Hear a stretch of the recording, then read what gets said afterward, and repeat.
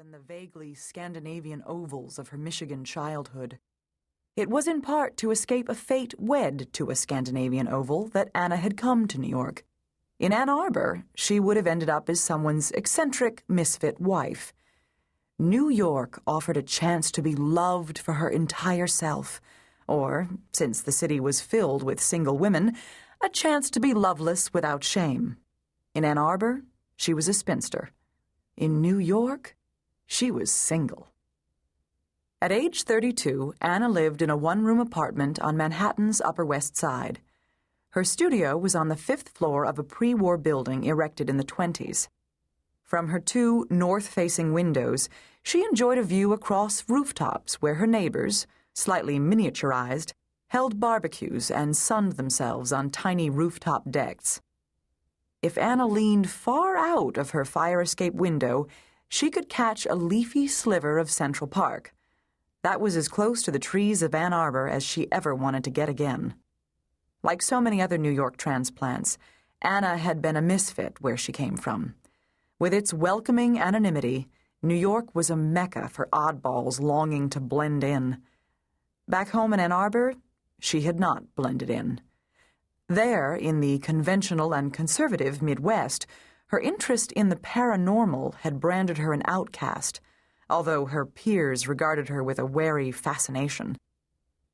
Under the careful guidance of a spiritualist teacher, Bernice Murphy, she had honed her skills, but also achieved an unwelcome notoriety. "Teen Ghostbuster helps police," one unfortunate headline had trumpeted. Anna was torn between the thrill of practicing her gifts and her longing to be a teenager amid teenagers. To add to her woes, her twin brother, Alan, seemed to dine out on her escapades. He would initiate conversations with remarks like, "Let me tell you about my weird sister." Indeed, as the weird sister, Anna had been only too glad to escape to New York. If Alan, back in Michigan, asked her about her work, Anna kept it vague. She knew he pictured crystal balls and tilting tables and envisioned her wearing a turban, as many of the storefront psychics along Lower Broadway in fact did.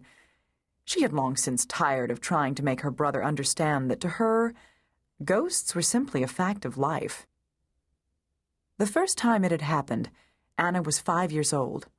She was staying at her grandmother's house, and she had been tucked into bed early. "Don't let the bed bugs bite," her grandma said, kissing her forehead, smoothing her covers, shutting the door. What bed bugs? Anna wondered, staring at the ceiling where something hazy and bluish seemed to be floating. She squinted, and the shape took on form. It was a woman, with her hair in ringlets around her face, wearing a high-collared dress that was clearly etched, although after the bodice the dress trailed into nothingness. Anna observed the ghost with astonishment. Handkerchief pressed to its lips, it appeared to be viewing her the same way. She should have been scared, but what she felt was curiosity. She watched with fascination to see what would happen next. She knew enough to know it was a ghost, but it didn't seem threatening in any way. It coughed into its lace handkerchief. Anna reached a hand from beneath the covers and extended it over to the night table where her grandmother had left a small bell. "A sick bell for emergencies, or if you need me." Anna rang the bell. The apparition smiled regretfully and started to fade. By the time her grandmother opened the door, it had vanished. As an introduction to the paranormal, it had felt, well, normal.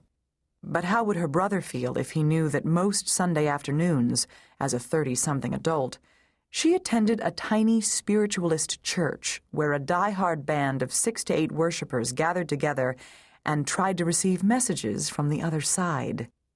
This prospect was made problematic since the church was actually a tiny rented rehearsal hall, mirrored along one wall with a rickety stand-up piano on which the minister, with her minimal piano skills, pecked and pounded out 19th century hymns. The ragged congregation raised its communal voice in scraggly song, but rarely succeeded in drowning out the opera singer who rented a... To keep listening to this audiobook, I've left you a link in the description so you can do it, at no cost thanks to Audible's 30-day free trial.